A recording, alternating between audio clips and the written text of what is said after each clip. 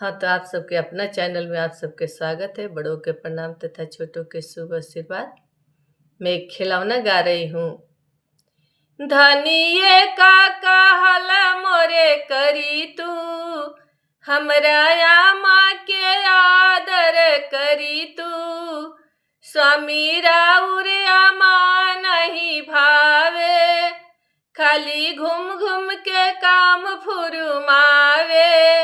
धनिये का कहल मोरे करी तू, हमरा भाभी के आदर करी तू।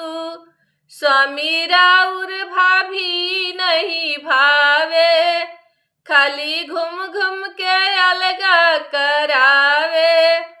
धनिये का कहल मोरे करी तू, हमरा दीदी के आदर करी तू। स्वामी राउर दीदी नहीं भावे, खाली घूम घूम के नेग फुरुमा